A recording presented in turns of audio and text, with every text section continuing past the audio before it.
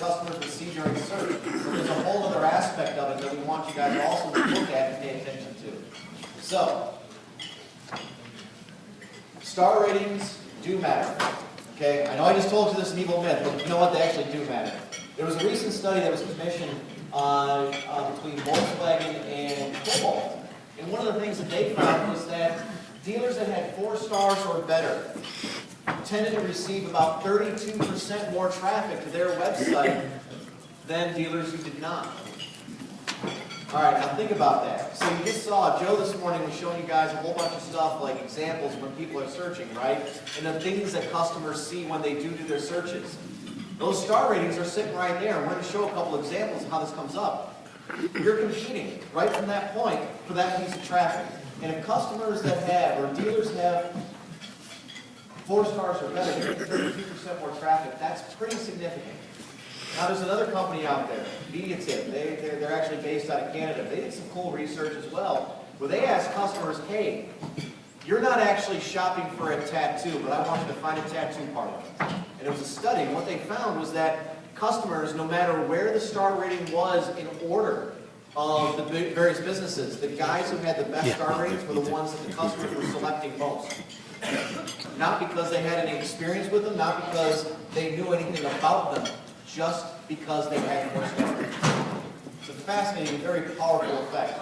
Let's admit, customers like to pick things that, might get them a little bit of social endorsement, so to speak. They don't want to go out there and do their own thing all the time. Think about your own shopping experience. If you read reviews, especially on products that maybe you're not as familiar with, those types of behaviors still exist. Now, interestingly enough, there was another study that just got released in NADA Sunday during a big press conference. And what's interesting about this is that 25% higher sales. So it's great that we got the traffic. What about sales? So what DealerRater and Polk did is they partnered together to find out if dealers who had better star ratings also saw sales increases. Now what they said was that dealers who had 4 stars or more actually had a 25% higher sales increase year over year. Now let's think about this. It's probably not because they had 4 stars, right? It's probably more the fact that that dealership had 4 stars because they got the right processes, the right people, and the right customer experience to make things happen. The customer didn't say, I see 4 stars, so I'm just going to go around and buy a car. That's not the way it worked. But I guarantee that these dealerships who have higher star ratings are managing their reputation and have a process internally that allows them to manage reputation and bring forth a better customer experience.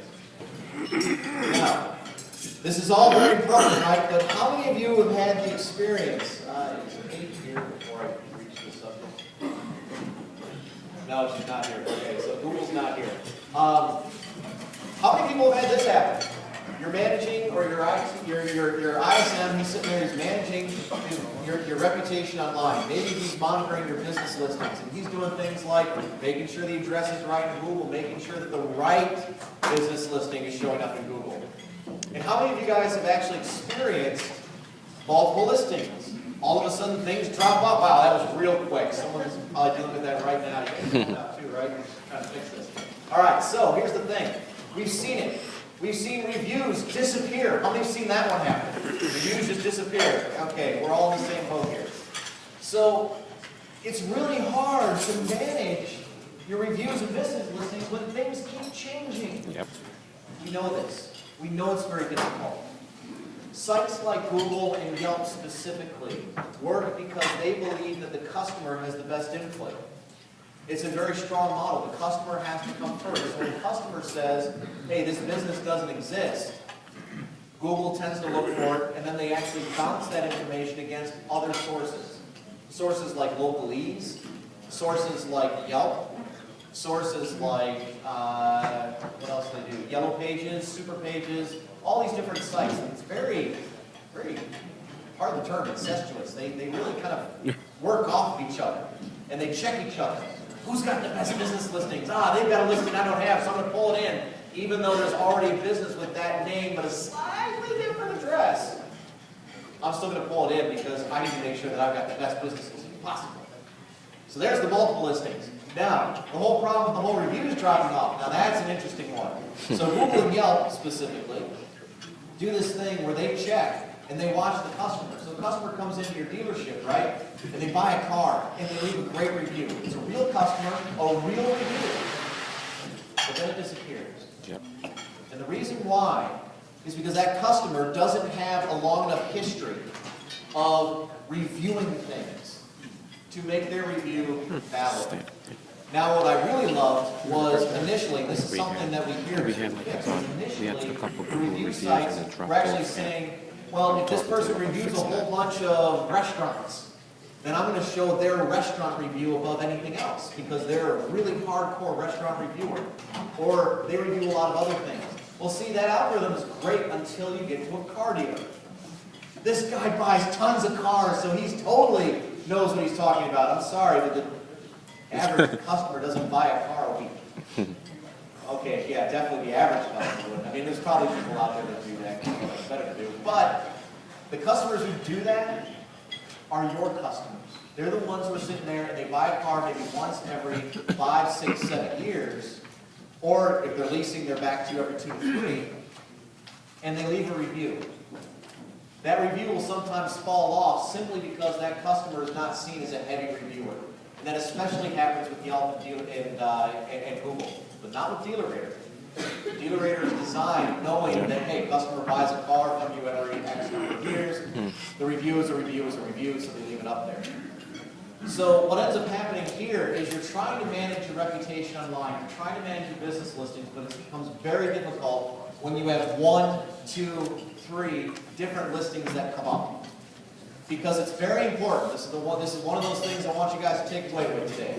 It's very important to have your name, address, and phone number be consistent across business listings across the web.